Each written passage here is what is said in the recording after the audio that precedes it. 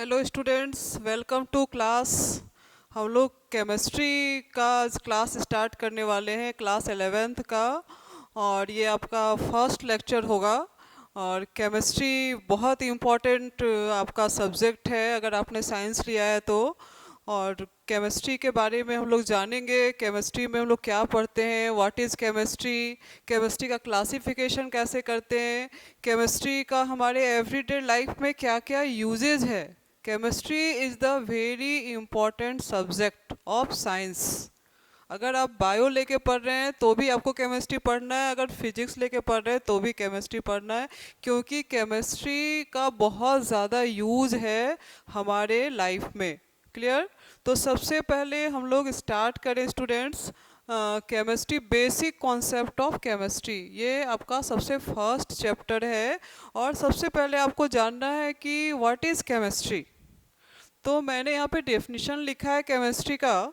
ये इसके अंदर पूरा केमिस्ट्री आपका आ जा रहा है। अगर आप इस डेफिनेशन को समझ रहे हैं तो आपको केमिस्ट्री एक तरीके से थोड़ा समझ में आने लगेगा कि केमिस्ट्री होता क्या है, केमिस्ट्री में हम लोगों को क्या पढ़ना है ना। जैसे किसी स्टूडेंट से क्वेश्चन किया जाता है तो कहते हैं study of substance, study of chemicals, है ना। तो यहाँ पे आपको कंप्लीट डेफिनेशन मिलने वाला है केमिस्ट्री का। तो देखिए, the branch of science which deals about the study of matter. यहाँ पे बिल्कुल ध्यान देना है आपको, स्टडी ऑफ मैटर।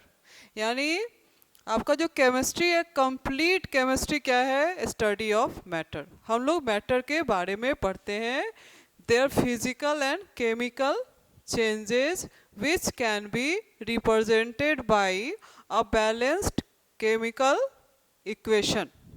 समझ में आ रहा है? Is called chemistry. यानी chemistry is the study of matter, their physical and chemical changes which can be represented by a balanced chemical equation। आपको पता है मैटर क्या होता है, आप बचपन से पढ़ते आ रहे हैं, anything that occupy space and having mass, है ना। कोई भी ऐसा सब्सटेंस को जिसमें मास होता है और जो स्पेस कवर करता है उसको हम लोग मैटर कहते हैं। तो अगर आप अपने सराउंडिंग में देखें तो चारों तरफ आपको सिर्फ मैटर ही दिखेगा, है ना। हर चीज़ आपका, टेबल, बेंच, बुक, बैग, सारा कुछ किसका बना हुआ है, मैटर का बना हुआ है। आप भी किस चीज़ के बने हुए हैं, मैटर के बने हुए हैं। तो मैटर का स्टडी है केमिस्ट्री। अब मैटर का क्या क्या हम लोग क्या जानेंगे मैटर के बारे में, तो मैटर में हम लोग क्या पढ़ेंगे, कंपोजिशन। कोई भी मैटर है, जैसे मान लीजिए कि अगर ये मार्कर हम लोग लें तो मार्कर क्या है, मार्कर भी एक मैटर है, इसमें वेट है कुछ, है ना, और ये स्पेस ऑक्युपाई कर रहा है, तो दिस इज मैटर। क्लियर? अब इसके बारे में स्टडी करना है तो इसके बारे में हम लोग क्या क्या पढ़ सकते हैं, what is the composition of this marker. Clear? Composition क्या है इसका, इसका स्ट्रक्चर क्या है, इसके प्रॉपर्टीज क्या क्या हैं, है ना। ये सारा कुछ पढ़ना है और यही आपको पूरे केमिस्ट्री में पढ़ना है। यानी स्टडी ऑफ मैटर। तो मैटर के स्टडी में क्या, स्ट्रक्चर ऑफ मैटर। देखिए मैटर का हम लोग क्या क्या पढ़ेंगे, मैटर के बारे में पढ़ेंगे कि इसका स्ट्रक्चर क्या होगा। क्लियर? इसका कंपोजिशन, किसी भी मैटर की, किसी भी सब्सटेंस की अगर हम लोग स्टडी कर रहे हैं तो उसका कंपोजिशन क्या है, उसका प्रॉपर्टीज क्या है, क्या क्या कैरेक्टरिस्टिक्स वो शो कर रहा है। क्लियर? Next, changes. तो आपको पता होगा चेंजेस कितने तरह के होते हैं, दो तरह के, या तो फिजिकल चेंज या फिर केमिकल चेंज। इसके बारे में हम लोग डिटेल में पढ़ेंगे आगे क्लास में। तो फिजिकल एंड केमिकल चेंजेस। अब ये चेंजेस जो होते हैं मैटर में उसको हम लोग कैसे रिप्रेजेंट करते हैं, जैसे मान लीजिए बहुत सिंपल सा एग्जांपल कि कार्बन ऑक्सीजन से रिएक्ट किया, फॉर्मेशन किसका हुआ, CO2 का। क्लियर? तो आप कैसे इसको शो करेंगे, तो कैसे लिखते हैं, कार्बन के लिए C लिखते हैं, यानी C जो है सिंबल किसका है, कार्बन एलिमेंट का है, प्लस O2 लिखेंगे, O2 सिंबल ऑक्सीजन मॉलिक्यूल का है। ये दोनों रिएक्ट करके CO2 कार्बन डाइऑक्साइड का फॉर्मेशन कर रहा है। तो इस तरीके से हम लोग शो कर रहे हैं, और यही चीज़ आपके डेफिनेशन में है, chemical changes which can be represented by a balanced chemical equation. ये जो कार्बन और ऑक्सीजन के बीच में जो भी रिएक्शन हुआ, इसको हम लोग कैसे शो कर रहे हैं, एक इक्वेशन लिख के। और ये तब और भी ज़्यादा सही हो जाता है जब आपका ये इक्वेशन बैलेंस्ड होता है। और बैलेंसिंग भी सीखना है आपको 11th में। रिडॉक्स रिएक्शन आपका बहुत इंपॉर्टेंट चैप्टर है, उसमें हम लोग सीखेंगे किसी भी इक्वेशन को, कितना भी कॉम्प्लेक्स इक्वेशन है तो उसको हम लोग कैसे बैलेंस करेंगे, है ना, उसके सारे स्टेप्स होते हैं। तो दिस इज केमिस्ट्री। समझ में आया? अब अगर आपसे कोई पूछ रहा है कि आप केमिस्ट्री पढ़ रहे हो तो क्या पढ़ रहे हो, तो बहुत सिंपली आप उसका आंसर कर सकते हैं कि हम लोग मैटर के बारे में पढ़ रहे हैं। एक लाइन में आप आंसर कर सकते हो। क्लियर? तो this is definition of chemistry. अब केमिस्ट्री का क्लासिफिकेशन करते हैं हम लोग, क्योंकि केमिस्ट्री में भी बहुत ज़्यादा पढ़ना है ना। बहुत सारे, जैसे आप अभी 11th में आए हो तो 11th में भी बहुत सारे आपके चैप्टर्स हैं, 12th में भी बहुत सारे चैप्टर्स हैं। तो सारे चैप्टर्स को हम लोग कैसे क्लासीफाई करें, तो यहाँ पे जनरली आपके चैप्टर्स जो हैं वो तो 3 क्लासिफिकेशन में आ जाएंगे, लेकिन बाकी और भी केमिस्ट्री का बहुत सारा क्लासिफिकेशंस है जो आप हायर क्लासेस में जाओगे तो वहाँ पे पढ़ोगे। अभी हम लोग जो क्लासिफिकेशन करेंगे केमिस्ट्री का, ये हम लोग 3 ब्रांच में करेंगे। क्लासिफिकेशन ऑफ केमिस्ट्री, यानी 3 ब्रांचेज ऑफ केमिस्ट्री के बारे में आपको अभी जानना है। केमिस्ट्री, ये सब बहुत इम्पोर्टेंट है जानना, कि जैसे आप कहीं भी जा रहे हो पढ़ रहे हो कोई भी चैप्टर है, आप कह रहे हैं ये फिजिकल केमिस्ट्री पढ़ रहे हैं, ये ऑर्गेनिक पढ़ रहे हैं, तो कैसे किसी चैप्टर को हम लोग फिजिकल के अंडर में ला रहे हैं, किसी को हम ऑर्गेनिक में कैसे ला रहे हैं, क्या मतलब है ऑर्गेनिक केमिस्ट्री का, क्या मतलब है फिजिकल केमिस्ट्री का, तो यही मैं बताने जा रही हूँ। तो केमिस्ट्री को क्लासीफाई करेंगे हम लोग 3 ब्रांचेज में। फिजिकल केमिस्ट्री,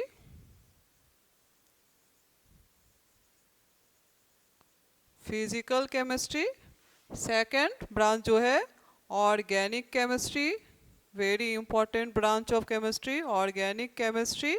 और नेक्स्ट जो ब्रांच है what is physical, organic, and third is inorganic, inorganic chemistry. Clear? तो ये 3 ब्रांचेज हैं, 3 क्लासिफिकेशन है केमिस्ट्री के। तो अब आ जाइए, व्हाट इज फिजिकल केमिस्ट्री। आपके कौन से चैप्टर जो हैं वो फिजिकल के अंडर में आएंगे और क्यों आएंगे। तो फिजिकल को हम लोग कैसे, आप बहुत सिंपली समझ सकते हो, फिजिकल किससे रिलेटेड है, physics. P for physical and P for physics. और फिजिक्स में हम लोग क्या पढ़ते हैं, जनरली न्यूमेरिकल सॉल्व करते हैं, है ना। तो केमिस्ट्री में भी आपको न्यूमेरिकल सॉल्व करना है, और जितने भी चैप्टर्स हैं जिसमें आपको न्यूमेरिकल सॉल्व करना है वो किस में आ जाएंगे, फिजिकल केमिस्ट्री के अंडर आ जाएंगे। बहुत सिंपल लैंग्वेज में आप ये समझ सकते हो। अगर हम लोग डिफाइन करें फिजिकल केमिस्ट्री को, तो फिजिकल केमिस्ट्री को कैसे डिफाइन करेंगे, द ब्रांच ऑफ केमिस्ट्री, है ना, विच deals about the study of theoretical analysis and experimental results by means of mathematics. Clear? मैं लिख देती हूँ बोर्ड पे। ये 3 ब्रांचेज आपने समझ लिए, ये डेफिनेशन आपको समझ में आ गया है ना, कि हम लोग केमिस्ट्री को कैसे डिफाइन करेंगे। ये सारे बहुत बेसिक्स हैं, और बेसिक्स भी जानना चाहिए। अब जब बेसिक्स जानोगे तभी आगे फिर आपको सीखने में बहुत सुविधा होगी। तो फिजिकल केमिस्ट्री को हम लोग कैसे डिफाइन करेंगे, व्हाट इज फिजिकल केमिस्ट्री। तो मैंने क्या कहा, ब्रांच ऑफ केमिस्ट्री, है ना, the branch of chemistry which deals about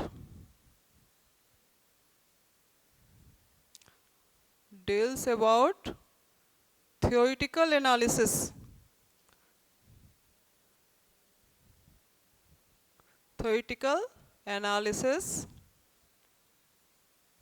and experimental results,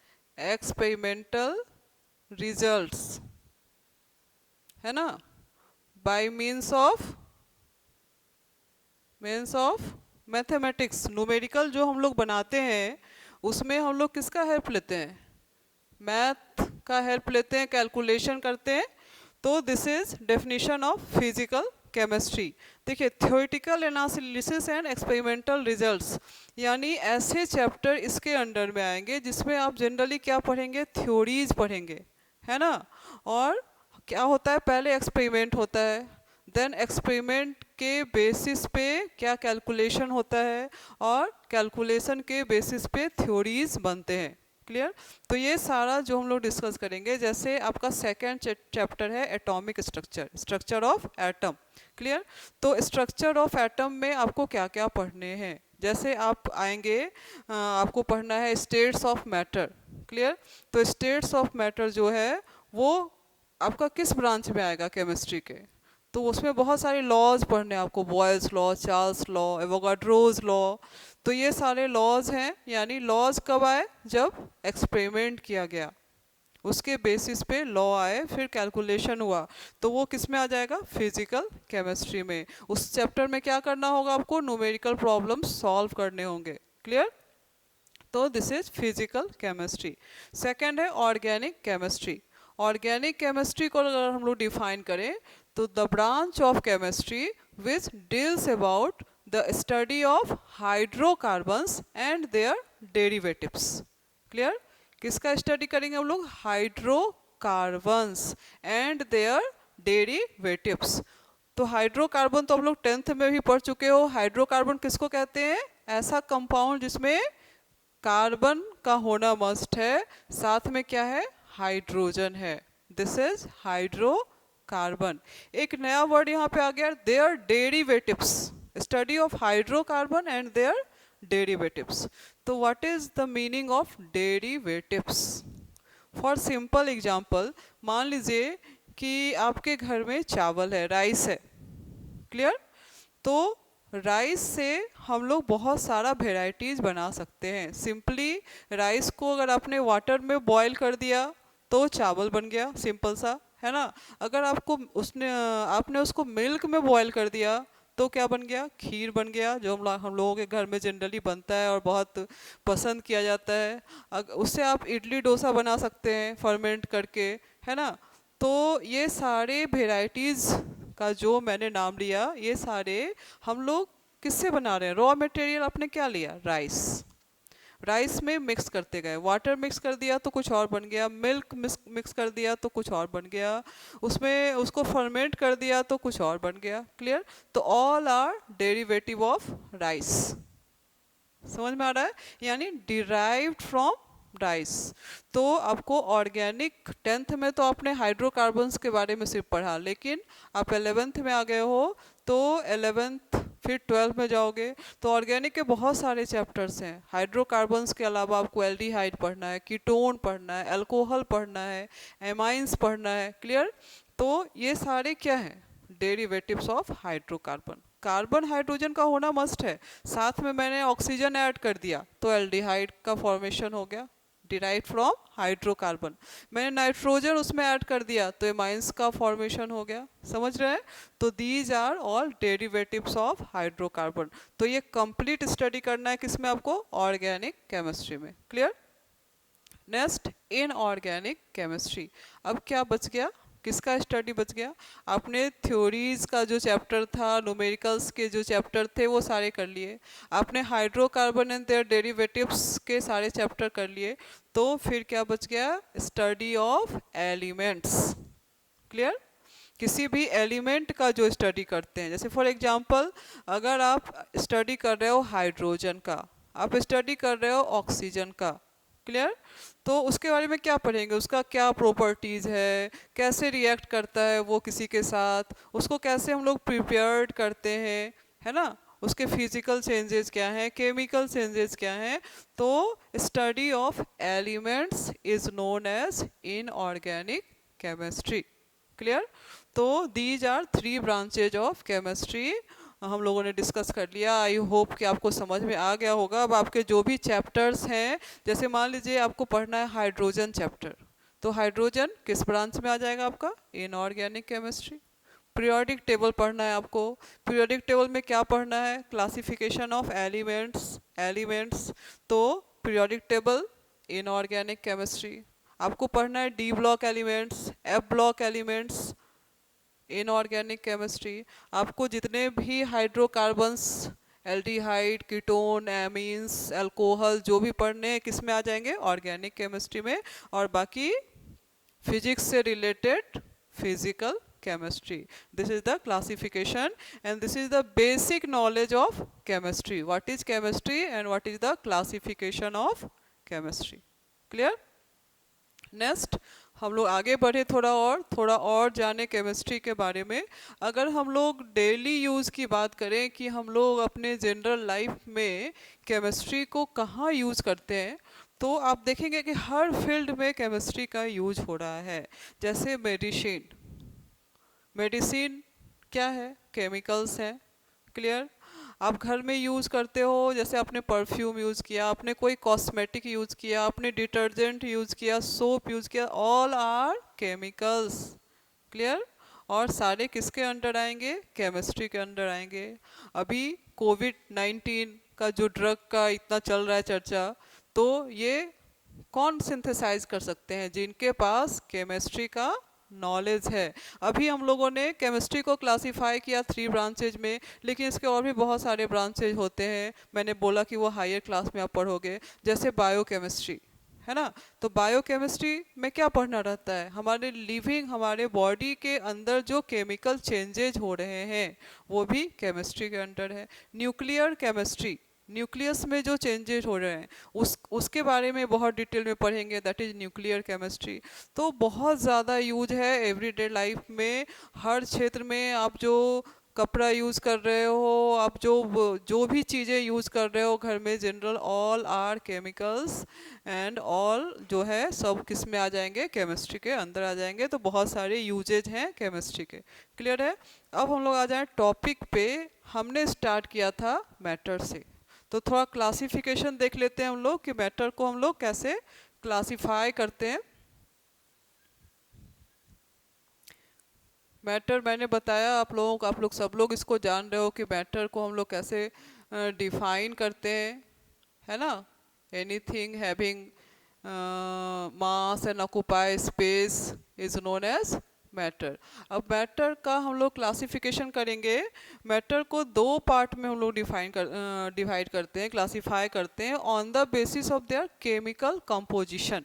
ये जो क्लासिफिकेशन है ये किस बेसिस पे है? केमिकल कंपोजिशन के बेसिस पे। तो मैटर को क्लासिफाई करेंगे प्योर सब्सटेंसेस, प्योर सब्सटेंस, है ना। और दूसरा जो होगा वो क्या होगा? इम्प्योर। एक प्योर है तो दूसरा इम्प्योर ही होना है, इम्प्योर सब्सटेंसेस। क्लियर है? अब प्योर सब्सटेंस से हम क्या समझते हैं? प्योर सब्सटेंस यानी जिसका कंपोजिशन फिक्स है ना। और इम्प्योर सब्सटेंस जिसका कंपोजिशन वेरिएबल है। क्लियर? ये बहुत इंपॉर्टेंट है समझना। प्योर सब्सटेंस यानी composition fix. What is composition सब हम लोग धीरे धीरे जानेंगे। Composition is fixed, here composition is not fixed. Clear है? नेक्स्ट क्लासिफिकेशन कैसे करेंगे? प्योर सब्सटेंस को फर्दर हम लोग डिवाइड करेंगे। प्योर सब्सटेंस को हम लोग डिफाइन करेंगे, फर्दर डिवाइड करेंगे किसमें? एलिमेंट,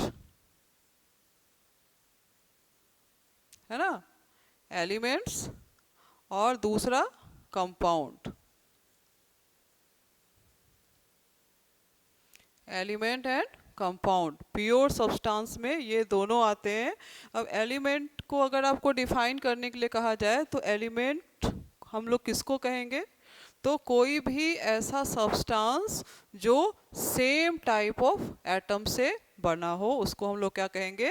एलिमेंट कहेंगे। For example aluminium, for example copper, अगर आप एक कॉपर का शीट लेते हो, एक एल्युमिनियम का शीट लेते हो, तो उस शीट में सारे एटम्स जो हैं वो किसके होंगे? एल्युमिनियम का शीट है तो एल्युमिनियम का होगा, है ना। अगर कॉपर है तो कॉपर का होगा। तो एलिमेंट को हम लोग कैसे डिफाइन करेंगे? प्योर सब्सटेंस है which is made up of one kind of atoms. Clear? Element made up of one kind of element atoms is known as element. अगर हम लोग कंपाउंड को डिफाइन करें तो फिर कैसे डिफाइन करेंगे? और कंपाउंड में क्या एग्जांपल्स हो सकता है? एलिमेंट तो आपने बहुत सारा, carbon, hydrogen, oxygen, aluminium, copper, all are elements, है ना। फिर कंपाउंड, तो कंपाउंड को कैसे डिफाइन करेंगे? तो कंपाउंड जो है वो एक तरह के एटम से, जरूरी नहीं है कि वो एक तरह के एटम से बना हो, कंटेन टू और मोर देन टू एटम्स, है ना, in fixed proportion by mass. अगर बाय मास उसका प्रोपोर्शन फिक्स होना चाहिए, ये बहुत कंपलसरी है, लेकिन वो एक से ज़्यादा एटम से बना हो सकता है, उसको हम लोग कंपाउंड कहते हैं। For example H2SO4। H2SO4 बहुत कॉम्प्लिकेटेड मैंने बोल दिया। For example water, H2O। Clear? H2O को हम लोग क्या कहेंगे? एलिमेंट कहेंगे या फिर कंपाउंड कहेंगे? तो ये किसके अंडर में आएगा? ये आएगा कंपाउंड के अंदर में। क्यों? क्योंकि ये हाइड्रोजन एटम से भी बना है, ऑक्सीजन एटम से भी बना है ना, लेकिन रेशियो फिक्स है, यानी H2O में हमेशा दो एटम होंगे हाइड्रोजन के और वन एटम होंगे ऑक्सीजन के। आप वाटर कहीं से ले लो, है ना, चाहे वो इंडिया का हो, पाकिस्तान का हो, यूके का हो, यूएस का हो, कंपोजिशन यही होना है। अगर आप NaCl ले रहे हो, कॉमन सॉल्ट ले रहे हो, है ना, कंपोजिशन सेम होना है। तो H2O, NaCl ये किसका एग्जाम्पल हो गया? कंपाउंड का एग्जाम्पल हो गया। क्लियर है? तो एलिमेंट समझ गए, जो वन काइंड ऑफ एटम से बना हो, और कंपाउंड जो डिफरेंट टाइप ऑफ एटम से बना हो लेकिन बाय मास उसका प्रोपोर्शन जो हो वो फिक्स्ड हो, दिस इज कंपाउंड। क्लियर? अब नेक्स्ट आ जाइए, फिर हम लोग एलिमेंट को क्लासिफाई करते हैं थ्री टाइप्स में, मेटल्स,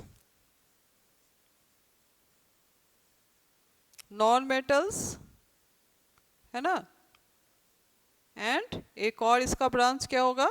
मेटेलॉइड्स। आपने मेटेलॉइड्स का नाम सुना है? मेटल तो पता है, मेटल किसको कहते हैं? कोई भी ऐसा एलिमेंट जिसकी टेंडेंसी क्या होती है? इलेक्ट्रॉन लूज करने की, उसको हम लोग क्या कहते हैं? मेटल कहते हैं। Next, non metal, all electronegative substance, यानी ऐसे सब्सटेंस जो इलेक्ट्रॉन गेन करने की टेंडेंसी रखते हैं। और मेटेलॉइड्स, यानी ऐसा सब्सटेंस, ऐसा एलिमेंट जो मेटल का भी प्रॉपर्टी शो करता हो और नॉन मेटल का भी प्रॉपर्टी शो करता हो, उसको क्या कहेंगे हम लोग? मेटेलॉइड्स। फॉर एग्जांपल टीन, है ना, टीन क्या है? मेटेलॉइड है। तो इस तरह से बहुत सारे एग्जांपल्स हैं जो मेटेलॉइड्स हैं। तो ये क्लासिफिकेशन हो गया एलिमेंट का, तीन पार्ट में हम लोग क्लासिफाई किया, metals, non metals and metalloids. Next आ जाइए कंपाउंड। कंपाउंड को फिर हम लोग क्लासिफाई करते हैं organic compound and inorganic compound. Clear है? कंपाउंड को हम लोग क्लासिफाई करेंगे organic and inorganic compound. What is organic compound and what is inorganic compound? Organic compound हम लोग किसको कहेंगे? ऐसा कंपाउंड जिसमें कार्बन जो है इसेंशियली प्रेजेंट होगा, है ना। कार्बन एलिमेंट जो है वो अगर इसेंशियली जिस भी कंपाउंड में प्रेजेंट है, उस कंपाउंड को हम लोग क्या कहेंगे? Organic compound. और इसका जो ऑरिजिन होगा ऑर्गेनिक कंपाउंड का, वो क्या होगा? लिविंग थिंग्स, चाहे वो प्लांट हो चाहे वो एनिमल हो, living thing is the origin of organic compound. Clear है? इनऑर्गेनिक, इनऑर्गेनिक हम लोग किसको कहेंगे? जो नॉन लिविंग थिंग से जो मिलता हो। फॉर एग्जांपल आप सॉइल ले लीजिए, है ना, इनऑर्गेनिक हो गया। तो उस तरह से बहुत सारे सॉल्ट ले लीजिए, इनऑर्गेनिक हो गया। तो दीज आर, ऑरिजिन कहाँ हो जाएगा, नॉन लिविंग थिंग, ऑरिजिन कहाँ हो जाएगा, लिविंग थिंग। क्लियर है? तो लिविंग थिंग ऑरिजिन और ये नॉन लिविंग थिंग ऑरिजिन। तो ये क्लासिफिकेशन किसका हो गया, आपका कंपाउंड का। नेक्स्ट हम लोग आ जाएंगे इम्प्योर सब्सटेंस का क्लासिफिकेशन करेंगे। तो यहाँ तक आपका क्लियर हो गया होगा स्टूडेंट्स कि केमिस्ट्री क्या है, केमिस्ट्री के ब्रांचेस क्या हैं, केमिस्ट्री का कहाँ कहाँ किस फील्ड में यूज़ है। और अभी जो हम लोग क्लासीफाई कर रहे हैं मैटर को, तो प्योर इम्प्योर सब्सटेंस, और नेक्स्ट हम लोगों ने प्योर सब्सटेंस का क्लासिफिकेशन कंप्लीट कर लिया। नेक्स्ट आपको क्लासिफिकेशन करना है इम्प्योर सब्सटेंस का। तो इस लेक्चर में हम लोग यहीं तक करेंगे। नेक्स्ट क्लास में फिर हम लोग इम्प्योर सब्सटेंस का क्लासिफिकेशन करेंगे और आगे और जानेंगे इस चैप्टर में और क्या क्या आपको पढ़ना है और क्या बेसिक कॉन्सेप्ट हैं केमिस्ट्री के। तो thank you students, next lecture में मिलते हैं।